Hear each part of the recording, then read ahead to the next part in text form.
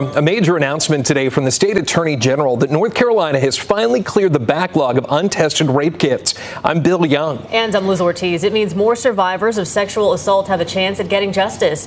Our Capitol reporter Michael Hyland is live in Raleigh. And Michael, it's taken years to get this done. Right. At one point, North Carolina had more of these untested evidence kits than any other state in the country. These kits were sitting on shelves at law enforcement agencies with nobody knowing how many of them there were or keeping track of them in any comprehensive way. The General Assembly passed the Bipartisan Survivor Act in 2019 to outline how to get those kits tested and provide much of the funding to pay for it. Those tests have led to serial rapists being arrested, sometimes decades after they committed crimes. As of today, the final 17 kits are in process for testing. Democratic Attorney General Josh Stein found in 2019 there were more than 16,000 of these kits and nearly 12,000 needed to be tested. That number was absolutely unacceptable because each of those thousands and thousands and thousands of kits comes from a single person. And each and every one of them deserves justice.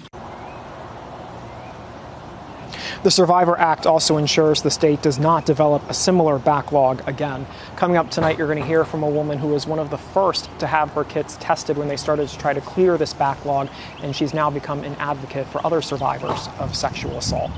Bill and Liz. Yeah, Michael, what has changed to keep this from happening again? One of the key things that the Survivor Act did in terms of being able to organize all these kits is that they all have a barcode on them that the people who produce these kits, they can go online now and put those in and see where they are, track them through the process, be aware of where they've gone, whether they've actually been sent out for testing. There are also requirements in terms of turning those kits over to law enforcement to be tested within a certain amount of time after a victim shows up at the hospital, for example, and after a test is conducted. So they put several procedures in place to try to ensure that we never see the backlog like we had several years ago. Not slipping through the cracks, as the saying goes. Michael, thank you very much.